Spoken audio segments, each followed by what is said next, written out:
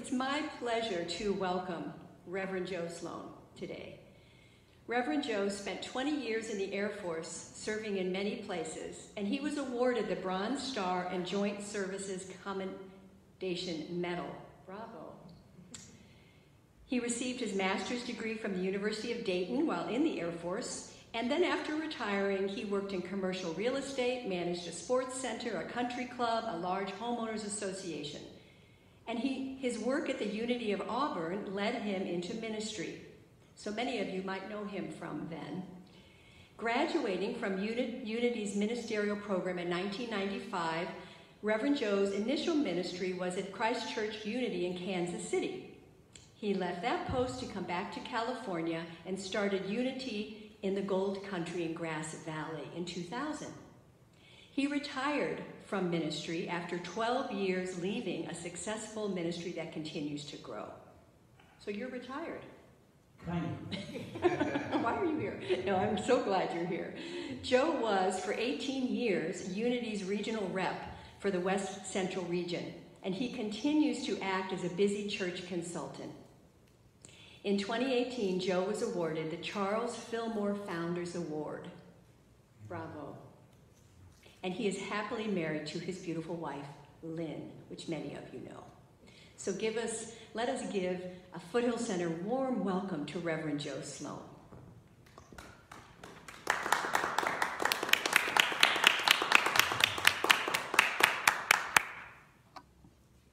I can hear people clapping out all over town. It's a great pleasure to be here. I have to say, this is the first time that I've spoken to a camera.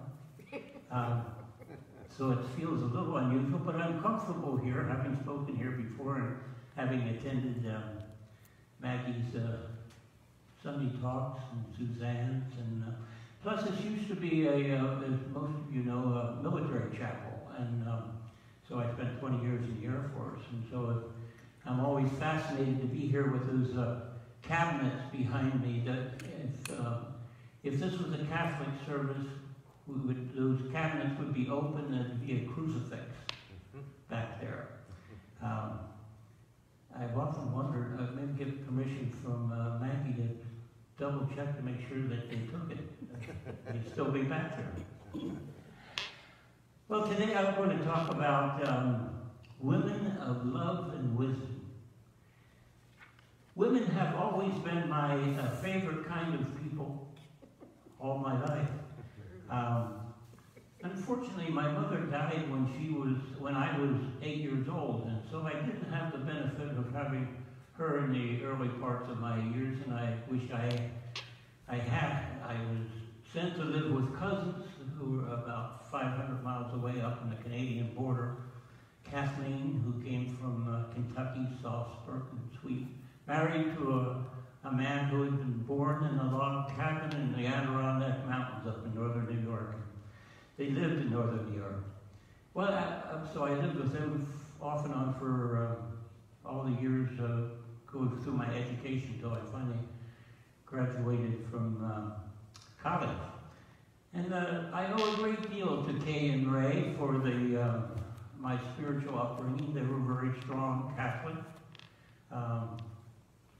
And as wonderful as Kay was, she was not my mother. Nor was my stepmother who followed, not my mother, really. In fact, the closest, I guess, I came to a mother who was my first wife. But that's a terrible thing to do to a woman, to become a mother to somebody that wants to do something else with. I have a great feeling for mothers. And my mother, Mary, I feel she still guides me. I feel that she's with me here today, as she has been many times, and that feels good. So I'm comfortable. Doing a class one time, someone suggested to me, raised their hand, she said that women would save the world. And I said, I agree. I just wish they'd hurry. As I say, women have always been my favorite kind of people. One reason I like women so much is that they are almost always so honest.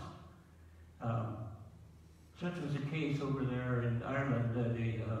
Father Murphy was greeting people after Sunday Mass, and they were coming out, and this lady comes to him, she says, "Oh, Father," she says, "I'm so sorry to hear about your reassignment. You've taught us so much since you've been here. I never really knew what sin was until you came." Very honest and why do I want to speak about women at this time? Well, we have just passed the season where we played great tribute praise to a famous woman. And no, it's not Princess Di, it was Mary, the mother of Jesus. At Christmas time, I've always contended that on somebody's birthday, you really ought to celebrate the mother, not the person. What did they do? Nothing, really. I want to talk a little bit about Mary Lee, but first I want to talk about a couple of other women. And they are touted in this famous book, which you're all familiar with. We don't use the Bible as much, I think, but there are so many wonderful books out there that we all use to read and to teach with. I know Suzanne does a lot of teaching from other books, some from Ernest Holmes, but other books, and so does Maggie, and so do I. Course of Love is one that we've been doing. A lot of the people from this church are part of that. So almost everything emanated out of this book. Their story is found in the Gospel of Luke, if you want to look it up. It's the 10th chapter, the 38th through 40th verse. And I would like to assume that everybody knows the story, but I'm reminded of a person by the name of Fred Craddock. He was a great preacher, and he was a teacher of preachers, and I got to spend a whole day with him in Kansas City one time. And he was talking about that very subject, that you can't assume that people know what's you're referring to in Scripture. And he gave us an example, a beautiful example. He told a story on himself. He was, when he was still in seminary, coming home. This was in the deep South, and along many, many years ago, which would help explain to a small degree, anyhow. But he felt hungry, so he pulled into this roadside restaurant, and he ordered a hamburger and a cup of coffee. And he was having his second cup of coffee when he noticed that there had been a black man who had been standing down the end of the counter the whole time that he had been there. And finally the waiter goes over to the black man, takes some money, goes back over to the grill, takes a piece of white bread and takes a greasy hamburger, slaps it on it, goes down and just hands it to the black man like that. No plate, no napkin, no anything else. And the black man goes out and sits on the curb, and Craddock said the only accoutrements he had for his sandwich was the dust coming off the highway. Craddock finished his meal, went out in his car, he was starting to drive away, and it finally hit him. He said, "Why didn't I take my coffee and go out and sit on that curb with that black man?" And he said when he said that, he heard a cock crow. Well, he assumed everybody knew what that meant. What he was referring to, of course, is the day before Jesus was crucified. Peter was being questioned by Jesus. Jesus said, "Do you love me, Peter?" And he says, "Yes, Lord, I love you." He asked 3 times. In fact, Peter was becoming somewhat annoyed. Why would Jesus ask that? And then Jesus said, "This day, before a cock crows, you will deny me thrice." And he did. So that was the story. He didn't bother to explain that to the people because he thought they knew that. And so people were coming up after him and shaking his hand. And one fellow comes up and he says, "Pastor," he says, "that was a great talk." He says, "but I didn't get the part about the chicken." So you cannot assume that everybody knows what you're talking about when you're referring to something in Scripture. And that's not a mortal sin. That's not a mortal sin. to remember who's behind me, or could be Crucifix back there. So I need to review a little bit the story of Martha and Mary. They were friends of Jesus. They supported him. They traveled with him some of the time. And in the story, they were at their house, the house of Martha and Mary. And Jesus was speaking in preparatory to the meal they were going to have. And Mary was seated at Jesus' feet. And in fact, anointing him with precious oils. Martha, on the other hand, was busy preparing the meal, rushing back and forth, getting things ready. And finally she becomes annoyed and she goes to Jesus and she says, "Won't you tell Mary to help without doing all the work?" And Jesus spoke these wonderful words to her. I have them in my memory, but I want to read them right out of the book. Jesus says, "Martha, Martha, you are worried and distracted by many things. There is need for only one thing. Mary has chosen the better part, which will not be taken away from her." The better part. I think it's an important story for many reasons. One, it discusses the role that has been unfairly expected of women down through the years. I think that's why unity and religious science are so attractive to women, because we have placed no limitations on the roles and the gifts of women. It's the way it ought to be. It's a fascinating story that pertains to all of us in our own chosen roles. How we spend our time. How will we spend our time during this coming year? We've had a lot of time during the last year, and we wonder how we spent that time. Good to review. There are things we feel that we must do, things that we want to do, but we need to never forget the best part, and know that it will never be taken from us, never. The two things need not to be contradictory to one another. There's a wonderful story about Brother Lawrence. It's just a little book that fortunately somebody wrote. Brother Lawrence was a monk who worked in the kitchen of a monastery and doing pots and pans and that kind of work, and everything that he did was a prayer. Cleaning a pot was a prayer to him, to the extent that when he was called away to community prayer several times a day, as they do in a monastery, it was almost an interruption from his normal prayer. And we could live like that too. We really could. That everything we do is really a prayer. In fact, everything we do really is a prayer. Sometimes our prayers are better than other times. The story seemed to take sides, though. I found this quote from a lady by the name of Jane Redmont.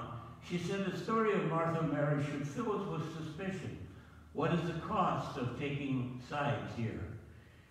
How can we converse with each other, with our homegrown traditions and the Spirit of God in us, in a way that will build a spiritual community in which all ministries are honored and in which the very shape of ministry can change in response to the world's needs?" What are the world's needs? We've been asking ourselves all a lot about that in the last few days. The role of women down through the years, centuries, has been abused, quite frankly. There's a common saying that behind every great man, there's what? We say great woman. It's one of those bad cliches that we have used over the years. And that's less and less accepted today. Good. Such was the case over there in Ireland. Michael and Kate, they lived in Dublin, they did. And when they were first married, they were grand with one another, but that diminished as the years went on, and so that every chance Kate got to go down to Dublin and visit her sister, down to County Cork and visit her sister, and she was there once, and she got a call on her cell phone telling her that she had won the Irish Steeplechase. Millions of dollars. She calls back to Dublin to Michael and says, "Michael, pack your pack your clothes, get back. He said, I have just won the Irish sweepstake. And he said, Kate, that's wonderful. He said, so I pack for summer or for winter? She says, I don't care so long as you're gone when I get there.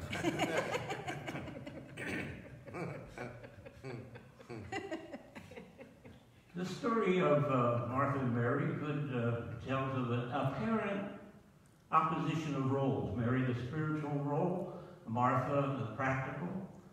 I say apparent because they need not be in opposition. I once did a talk on how to marry your Martha. I'll have to dig that up. The story seems to invite us to take sides, an invitation that seems too attractive for some reason. And taking sides can tear apart a family or a country, and tear us apart in the process. Robert Frost's neighbor said that fences make good neighbors, but that was not the truth. God does not like fences or walls or anything that separates us. In fact, if I were king, I would disband all our political parties. I would disband our religious organizations, even our nationalities, and I would bring everyone together as Irish. I think that would solve it. If I were king. Christianity, touted by and abused by so many, can separate us as well. We need to be careful of that. Christians glorify Jesus but forget the little boy born to a Jewish mom and dad. We have put our leaders in an almost untenable position. There's an old Hindustani proverb that says, dictators ride to and fro on tigers, from which they do not dare dismount. Who are our dictators? I suggest they're the ones who call us to be on this side or on that side. I'm talking today about women. Great, my favorite people. But I truly believe that women can be the salvation of the world. Matter of fact, most of the nuns I have met, I think it could well replace a lot of the priests that I have met. Some of them are quite brilliant, but quietly. Mary is a symbol of the birth of Christ in all of us, a symbol of the divine feminine, a symbol of unconditional love. She represents the feminine receptivity who said yes, inviting us all to say yes. Yes to the call that will surely come to us. Maybe has come to you already, and may come to you again, an opportunity to say yes. I said yes to Maggie's invitation to come here, and I'm glad I did. I hope you are too. One of my favorite pictures I have with it hanging in my office is the young teenage Mary sitting on a bed, and there's a glorious light coming into and enveloping her, and you know that that's the angel telling her that she is to become the birth of a child who will save the world. Save the world. We have dubbed Mary a saint, yet she comes from humble beginnings. But she represents a saint in all of us. Frederick Buechner, one of my favorite theologians and a great author, said, the feet of saints are as much of clay as anyone else's, and their sainthood consists less of what they have done than of what God has done for some reason through them. What God has done through them. What has God, for some reason, done through you? What has God done for some reason through this ministry?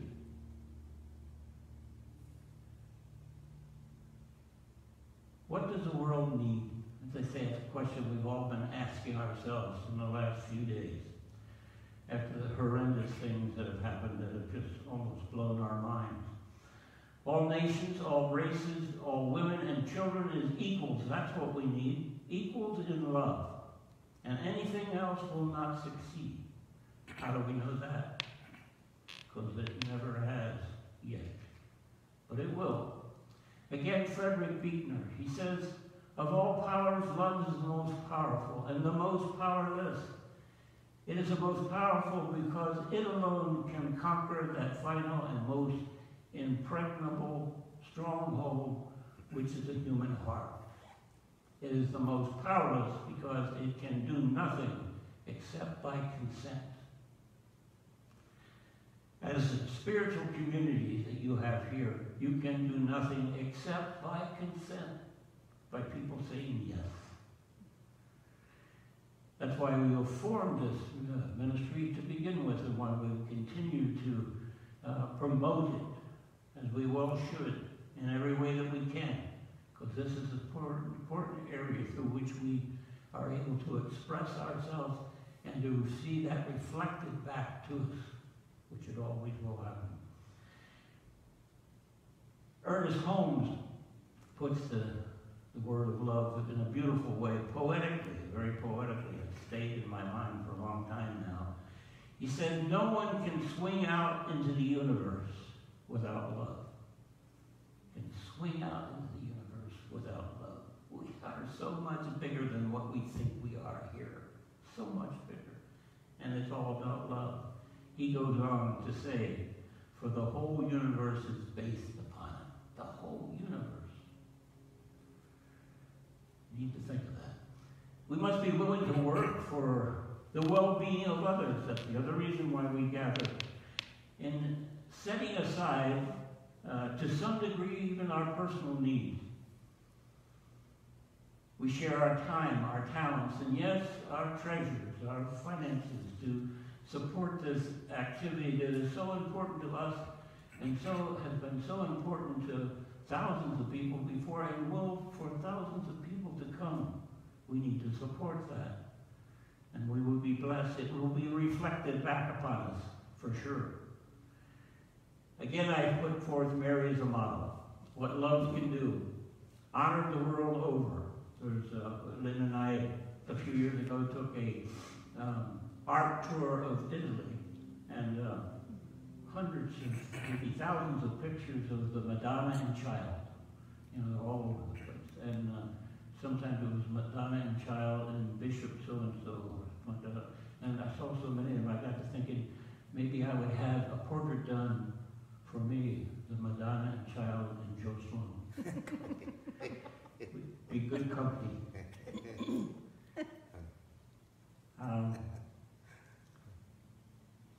Richard Rohr is one of my favorite authors. He's a Catholic priest. He wrote this. He said, he found in his travels around the world, the greater the macho and patriarchal culture, the greater the devotion to Mary. Isn't that interesting?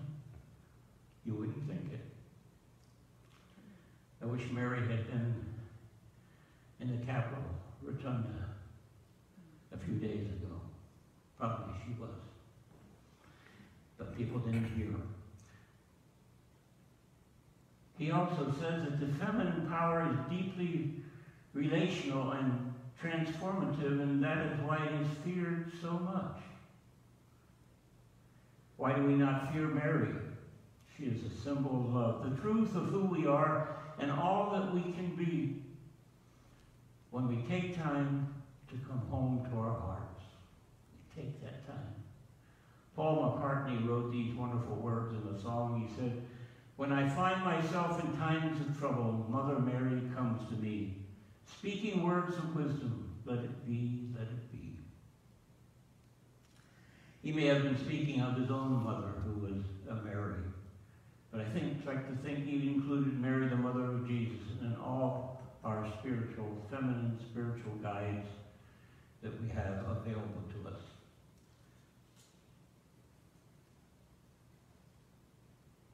We are still basking in the celebration of the birth of Jesus.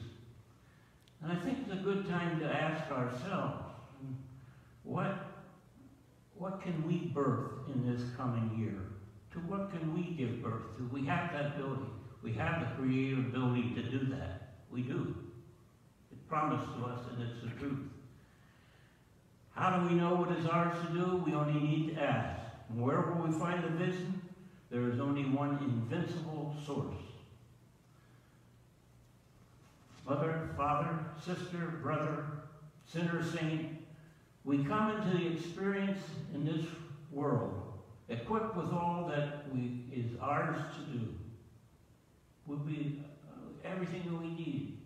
The wisdom we need is embedded in the very sanctuary of our souls as we come into this experience. It's in the very cathedral of our hearts, for that is the cathedral. We go into that sanctuary in silence and ask the only question we ever need to ask: Father, Mother, God, what is your will for me? And when we need it the most, it will be revealed to us. That's a promise. And I reflect that promise. God bless all women, all mothers, including my own mother, Mary, gone from me these many years and still at my side, I'm sure. Now let us take these thoughts into a time of reflection. Close your eyes if you like to meditate that way. I think it's important that any time that we have a spiritual talk, read a spiritual work, do a meditation, that we take time after to reflect on what it is that we have heard, rather than just jump up and go do something else. I guess that's one of the tricky parts of being at home. Everything else is right there. But we need to take a time to reflect. There's an old song that I remember singing. I used to be a soloist in church many years ago, Unity of Honor. These were the words, and they've stuck in my mind for all these years. And I say it to you. You've heard the word and know it's true, for now it lives inside of you. It's calling you to come away. Will you come or stay? Will we stay with the old things that have not worked in our lives, that are not working in this country, maybe in our own family? Or will we come away to a higher place, a place of deeper understanding, and allow these spiritual words to sink into our very souls, into the very fiber of our souls, into the molecules within our very being, so that when we go out from here and from other places, they will be with us. And we will know what to do when the time comes for us to do something. That's a great joy to believe, and it's the truth. God bless you all, wherever you are this day. God bless you who are here today, supporting this service.